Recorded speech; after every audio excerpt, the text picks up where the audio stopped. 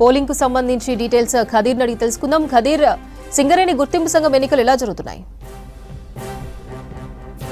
ఉదయం 7 గంటల నుంచి ఇప్పుడు సాయంత్రం 5 గంటల వరకు కొనసాగుతాయి. ఇప్పుడు ప్రస్తుతం చూసుకున్నట్లయితే మనకు వస్తున్న లెక్కల ప్రకారం చూస్తే ప్రస్తుతానికి 35,000 పైచిలుగు ఓట్లు నమోదైనట్టు తెలుస్తూ ఉంది. 39,773 ఓట్లు ఉండగా అందులో ఇప్పటికే 35,000 ఓట్లు నమోదైనాయి. 86.12% పోలింగ్ అనేది ప్రక్రియ నమోదైంది. ఈ విధంగా ఖమ్మం జిల్లా వ్యాప్తంగా చూసుకున్నట్లయితే ఉమ్మడి ఖమ్మం జిల్లా వ్యాప్తంగా సత్తుపల్లి, మణుగూరు, కొత్తగూడెం, ఇల్లందు ప్రాంతాల్లో చూస్తే ఇప్పుడు ప్రస్తుతానికి కొత్తగూడెం గుర్తింపు సంఘం ఎన్నికల్లో కొత్తగూడెం కార్పొరేట్లో మొత్తం ఓటర్లు 1191 గాను ఇప్పటి వరకు పోలైన ఓట్లు 1034 ఉన్నాయి. కొత్తగూడెం సింగరేణి ఏరియాలో మొత్తం ఓటర్లు 2326 కాను ఇప్పటి వరకు 1951 పోలవటం జరిగింది. అదేవిధంగా ఇల్లందు సింగరేణి ఏరియాలో చూసుకున్నట్లయితే అక్కడ 92% అనేది పోలింగ్ నమోదైంది. అక్కడ 614 ఓట్లు ఉండగా 566 మంది ఓటు హక్కును వినియోగించుకున్నారు. అదేవిధంగా మణుగూరు ఏరియాలో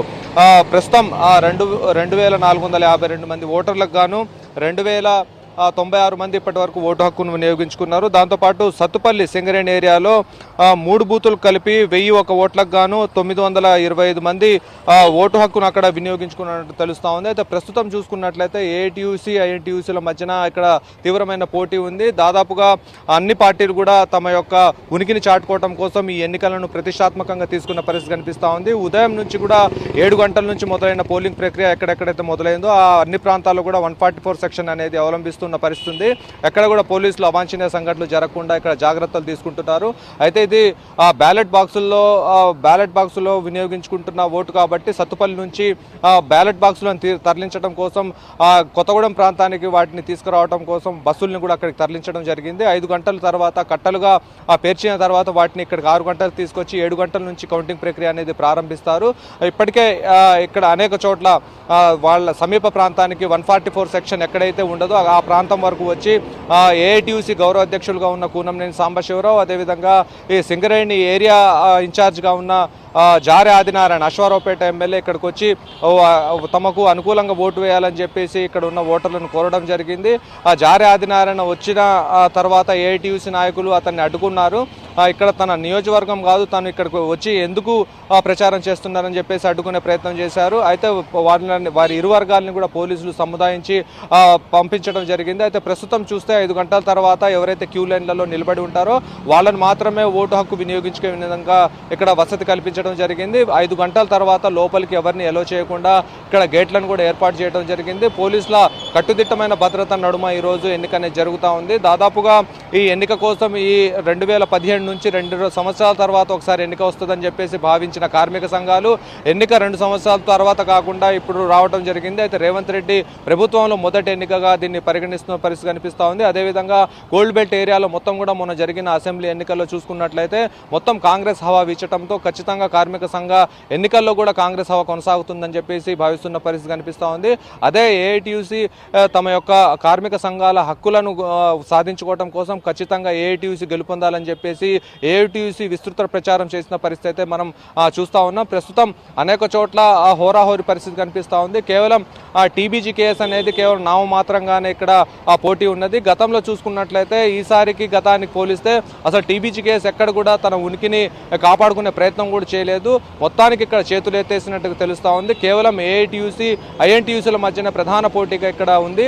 గతంలో ఏమైతే 2012 నుంచి చూసుకున్నట్లయితే 2017 వరకు ఏ విధమైన ఉనికిని కొనసాగించింది, ఏ విధంగా ప్రతిష్టాత్మకంగా తీసుకొని తమ ఎన్నికను ఖచ్చితంగా ఇది అసెంబ్లీ ఎన్నికల స్థాయిలో చెలరేగిపోయి పనిచేసిన కవిత కానివ్వండి, అనేక మంత్రులు, ఎమ్మెల్యేలు, ఎమ్మెల్సీలు వచ్చి గతంలో అనేక సందర్భాల్లో ఎప్పుడు టీబీజీకేఎస్ ఎన్నికలు జరిగినా కానీ ఇక్కడికి వచ్చి ఇక్కడ ప్రచారం చేయడం కానివ్వండి, హామీలు ఇవ్వడం కానివ్వండి, సింగరేణి గోల్డ్ బెల్ట్ అంటే తెలంగాణ ఉద్యమంలో కీలక పాత్ర పోషించిన నాయకులు, కార్యకర్తలు ఇక్కడ ఉంటారు కాబట్టి తెలంగాణ ఆకాంక్షను బలంగా వినిపించే కార్యకర్తలు ఇక్కడ ఉన్నారని చెప్పేసి టీబీజీకేఎస్ అనేక రకాలుగా అనుకూలంగా మార్చుకుంది.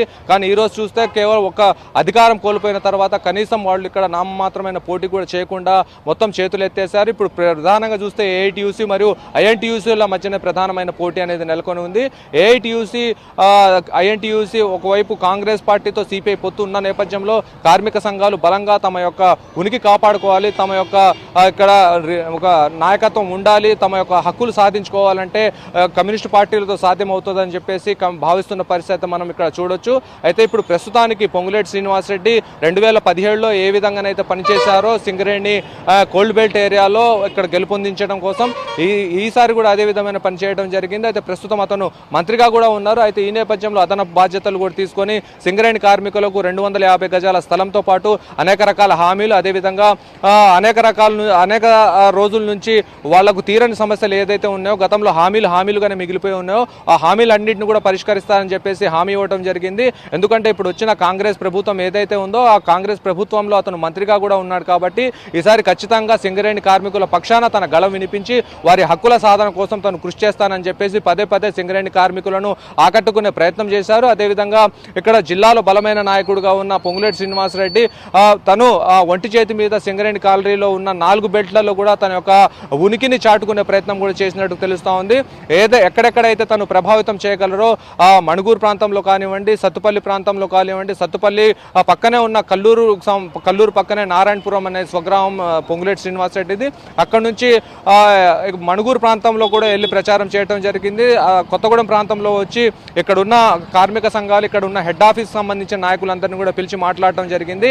ఏదైతే గత ప్రభుత్వం హామీలను విస్మరించిందో ఆ హామీలన్నింటినీ కూడా ఈసారి ఖచ్చితంగా తనకు సాధించే విధంగా కృషి చేస్తారని చెప్పేసి వారికి భరోసా కల్పించడంతో కార్మికులందరూ కూడా వారి మాటని ఎంతవరకు నమ్మారనేది 7 గంటల నుంచి వస్తున్న ఫలితాలను బట్టి తెలుస్తూ ఉంది. అయితే తెలిసే అవకాశం ఉంది. ఇప్పుడు ప్రస్తుతం 5 గంటల వరకు పోలింగ్ ప్రక్రియ తర్వాత అన్ని బ్యాలెట్ బాక్సులను ఒక చోటికి తీసుకొచ్చి రుద్రంపూర్లో ఒక ఏరియాకు సంబంధించి, అదేవిధంగా హెడ్ ఆఫీస్లో ఒక ఏరియాకు సంబంధించిన కౌంటింగ్ ప్రక్రియ అనేది ఇక్కడ ప్రారంభం కానుంది.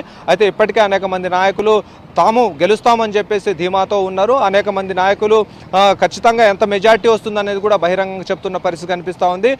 మధ్యాహ్నం కూనంనేని సాంబశివరావుతో మాట్లాడితే టీబీజీ కేఎస్ ఎవరైతే ఉన్నారో ఆ టీబీజీ కేఎస్ సంబంధించిన సానుభూతి పరులందరూ కూడా ఏఐటీయూసీ వైపు మళ్ళారు. దానికి సంబంధించిన అనేక వాదనలు వినిపిస్తున్నాయని చెప్పి అతన్ని అడగగా ఖచ్చితంగా అలాంటిది ఏమీ లేదు, తనకు ఎటువంటి అలాంటి ఇన్ఫర్మేషన్ లేదు, అలాంటి ఇన్ఫర్మేషన్ ఎప్పుడు అది కరెక్ట్ కాదని చెప్పేసి తోసిపుచ్చడం జరిగింది. దాంతో పాటుగా ఉంటే ఐఎన్టీయూసీతోనే సహవాసం ఉండేది కానీ టీబీజీ కేసులో ఉండబోదు అని చెప్పేసి కుండబద్దలు కొట్టి చెప్పడం జరిగింది. అయితే ప్రస్తుతం 3 యూనియన్ల మధ్యన పోటాపోటీ ఉంటుందని చెప్పేసి అనుకున్నారు. కానీ ఇప్పుడు ఎన్నిక ముగిసే వరకు చూసుకున్నట్లయితే కేవలం ఐఎన్టీయూసీ ఏఐటీయూసీల మధ్యనే ప్రధాన పోటీ ఉన్నట్టుగా తెలుస్తూ ఉంది. ఏది ఏమైనా కానీ 7 గంటల తర్వాత తుది ఫలితం వచ్చిన తర్వాత ఎటువైపు గాలి మళ్ళింది అనేది చాలా స్పష్టంగా తెలిసే అవకాశం ఉంది. అపర్ణ.